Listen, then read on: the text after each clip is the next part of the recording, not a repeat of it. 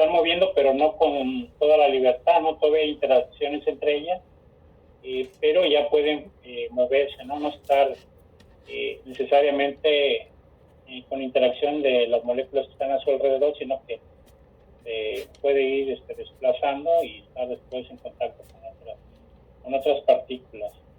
Pero en este caso que vamos a ver, que es el estado gaseoso, las partículas están libres en el sentido de que no tienen un lugar rígido, ¿no? Que no están, por decirlo así, pegadas con otras partículas, otras moléculas o otros átomos. Si lo tenemos en un recipiente, lo tenemos confinado, pero si lo abrimos, se va, ¿no? Y cada quien se va por su lado. Claro que a veces las condiciones climáticas, atmosféricas, la temperatura, etcétera, hace que se vuelvan a reunir de alguna forma, ¿no? ¿Sí? Entonces, este estado gaseoso, ese estado de las partículas libres, es lo que vamos a ver. Entonces, hay pocos compuestos que los tenemos en estado gaseoso en condiciones normales de condiciones atmosféricas. Nosotros generalmente vamos a ver elementos en estado gaseoso que son en realidad muy pocos. Por ejemplo, conocemos los gases nobles, y en la tabla periódica son los últimos a la derecha. ¿Sí? Los gases inertes, el helio, neón, argón, criptón, xenón, radón, que al ser tiene ciertas propiedades que ya habrán visto, donde no les permiten tener su objeto completo en la última capa, reaccionar tan fácilmente. De hecho, no reaccionan tampoco entre ellos mismos, entre las mismas moléculas del mismo elemento.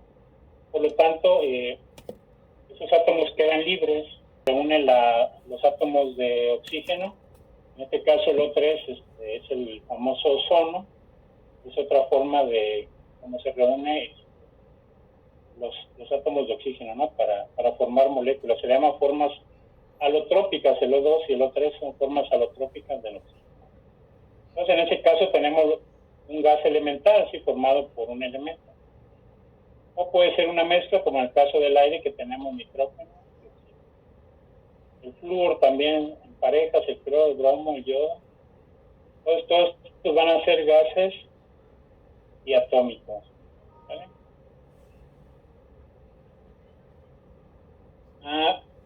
Quería hacerlo con una presentación, pero no sé si se trabe. Si ven ahí, si ven, lo ven de pantalla, bueno, que yo lo estoy presentando en pantalla completa. No, todavía no. ¿Y así sí lo ven? No. No, profesor. No, profe. No. Creo que nomás estoy hablando y no presenté, ¿verdad? Perdón. Nadie me dijo. Ahora sí ya. ¿Qué mala onda? Nadie. Yo estoy aquí presentando esto y nadie me dijo. Ok. A la otra díganme, no, profe, no está presentando. Y les decía de esto, ¿no? La tabla periódica. Los elementos de la extrema derecha son monoatómicos, todos los gases nobles, y todos los demás, nitrógeno, oxígeno, cloro, a veces bromo y yodo, dependiendo de las condiciones de temperatura. Y el hidrógeno son diatómicos. En pares, el oxígeno también forma una molécula con tres oxígenos. Sí, están viendo, ¿no? Sí, profe. sí, profesor. Lo que quería saber es si para poder ver más grande la imagen, se puede hacer la presentación de diapositivas, pero a veces se traba. A ver, vamos a ver. Ahí está, ¿no? Ya está más grande. Ahí está bien. Díganme si cambia de diapositiva. Sí. Sí, profe. Ok. Gracias. Entonces aquí, para nosotros estudiar el gas, vamos a primeramente, en este capítulo de estado gaseoso, a considerar varios parámetros, principalmente presión, temperatura y volumen. ¿Sí? Vamos a ver las tres famosas leyes que ya debieron haber visto en la preparatoria, y también el gas ideal, ¿no? La fórmula del gas ideal. Entonces, Ya más adelante en termodinámica ya veremos otros parámetros. Dejen que pasen las campanas. Creo que sí se oye muy fuerte. Ya. Entonces, ¿qué es la presión de un gas?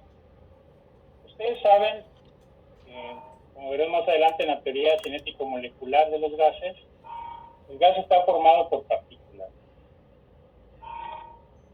De hecho, creo que vamos a verlo de una vez. Me voy a adelantar un poco. Voy a empezar por los resultados de las leyes de los gases.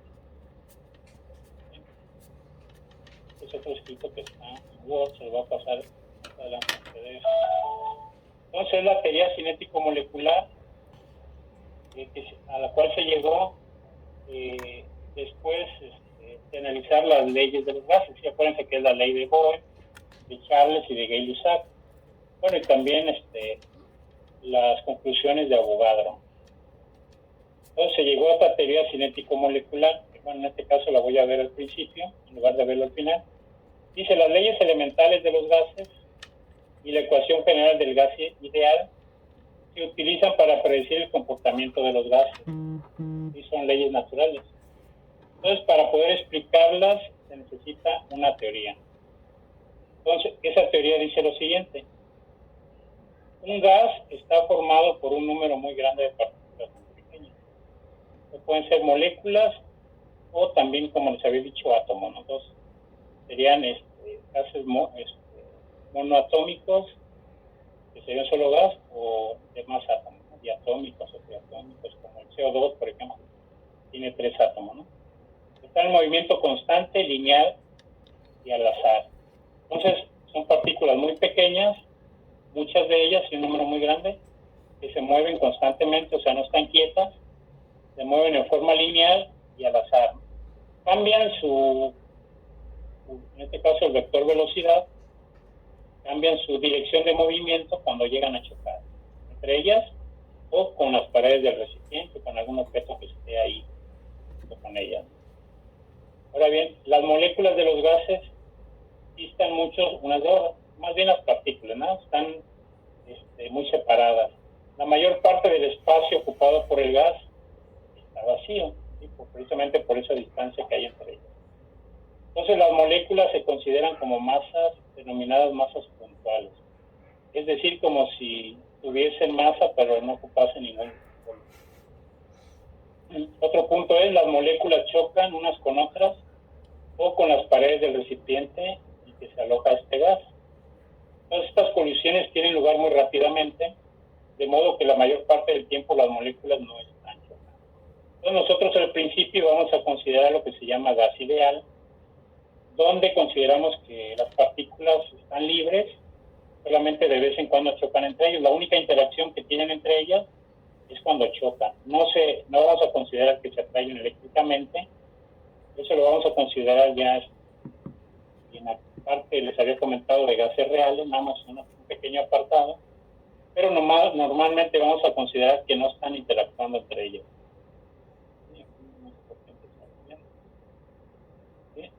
Entonces, para que las moléculas o las partículas estén muy separadas, necesito que la presión sea muy baja. Vamos a ver lo que es la presión, de tal forma que no estoy yo acercando a las partículas, no las estoy forzando a estar cerca, entonces la presión es baja. Y la temperatura es alta para que su movimiento haga que vayan todavía más. Entonces, mientras más separadas estén, menos interacción entre ellas hay, menos choque. Otro punto es, se supone que no ejercen fuerzas entre las moléculas, excepto cuando están colisionando. Es decir, una molécula dada actúa independientemente de las otras y que su presencia afecte, excepto cuando colisionan. Entonces, las moléculas individuales pueden ganar o perder energía por efecto de esas colisiones. Sin embargo, para un conjunto de moléculas que están a temperatura constante, la energía total permanece constante. Ahorita vamos a ver por qué, porque esa energía cinética es precisamente el concepto de temperatura. ¿Vale? Entonces, ¿qué sería entonces la presión del gas?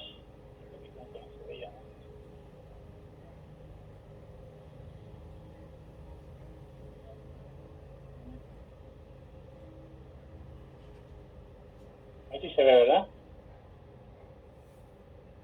Sí, profesor. Sí, profe. Sí, profesor. Gracias. Entonces, estas partículas al estar en un recipiente y al estarse moviendo, van a chocar entre ellas, pero sobre todo van a chocar con las paredes del recipiente. Si las tenemos aquí en este recipiente en forma de cubo, la presión, le vamos a llamar presión a la fuerza que ejercen todos los choques, la suma de todos los choques de las partículas sobre una determinada área, ¿no? Por ejemplo, sobre esta pared van a estar aquí chocando, no millones ni billones, no trillones, depende de la cantidad de gas de partículas, esta cantidad de tiempo. Entonces, toda esa suma de pequeños choquecitos es lo que a mí me va a dar esa fuerza sobre esa área, ¿no? Entonces, acuérdense que la presión la consideramos como una relación entre la fuerza sobre el área en que se aplica esa fuerza. Entonces, le vamos a llamar la presión del gas. Muchas veces, bueno, aquí tenemos un recipiente que separa ese gas de la atmósfera, pero si tenemos un recipiente que es flexible o que tiene un émbolo, que es generalmente la forma en que lo vamos a ver, vamos a estudiar el caso siempre ideal de un émbolo, como una especie de jeringa, que tenemos un cilindro cerrado con un émbolo que puede subir y bajar. En este caso vamos a estar hablando de dos presiones, que es la presión que tiene el gas adentro y la presión que está afuera, ¿no? Que puede ser la presión atmosférica o, no sé, algún peso que esté ejerciéndose sobre ella, etc. Y la unidad que se usa para el sistema internacional que se usa para la presión es el Pascal, ¿no? Que son newton por metro cuadrado. Entonces aquí tenemos un esquema de un gas. Dice, un gas es una gran colección de partículas que se mueven al azar a través de un volumen que es sobre todo espacio vacío, ¿no? Entonces se fijan, entre cada partícula hay mucho espacio, ¿no? Y aquí estamos exagerando el tamaño de la partícula. Entonces en realidad ese gas en realidad ocuparía muy poco volumen, la mayor parte del volumen sería espacio vacío, ¿no? Aquí no vamos a considerar cuánto volumen ocupan las partículas, pero sí cuando vemos gases reales. Dice acá en la siguiente, dice el movimiento al azar de las partículas provoca las colisiones con las paredes del recipiente y ejerce una fuerza por unidad de área que percibimos como la presión del gas, ¿no? Entonces, esa presión va a ser de la suma de todos los choques de todas las partículas, ¿no? Sobre las paredes, la tapa y el fondo. ¿Sí cambió de diapositiva? ¿Sí vieron el cambio?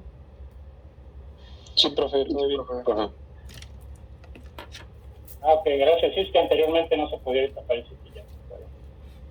Entonces, dice, al igual que sucede con otras unidades, el sistema internacional debe servir a muchas disciplinas, pero hay ocasiones en que se queda en ciertos usos se queda esa unidad que es el Pascal muy pequeña, ¿no? Entonces, generalmente se utilizan, sobre todo para cuestiones atmosféricas, el milímetro de mercurio o la atmósfera. También nosotros vamos a utilizar otra unidad que se llama bar, que utilizaremos mucho. Oye, ¿tiene su micrófono prendido, por favor? Entonces, recordando un poco cómo se medía anteriormente, bueno, todavía sigue usando, ¿no? La presión atmosférica, aquí por ejemplo tenemos un tubo de vidrio al vacío, lo meten sobre un baño de mercurio. Recuerden que el mercurio es un metal líquido.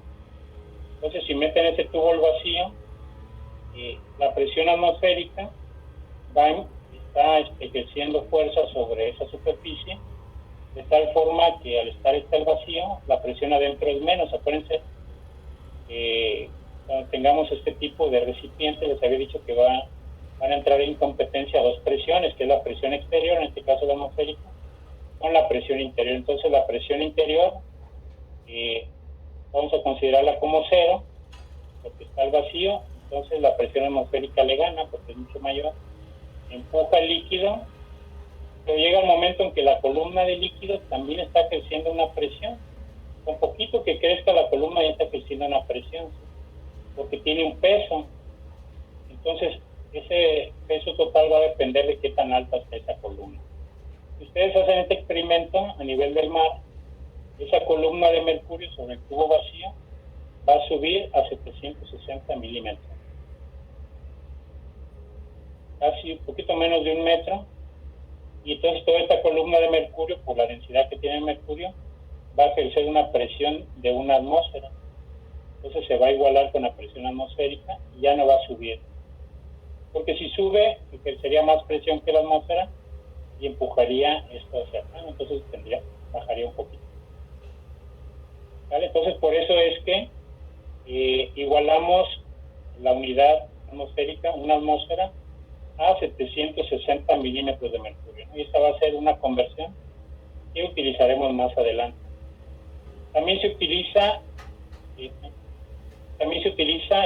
la unidad TOR, les digo porque a veces la van a ver ahí por algunos libros, que se le llama así por el científico que hizo esos experimentos, que es de apellido Torricelli.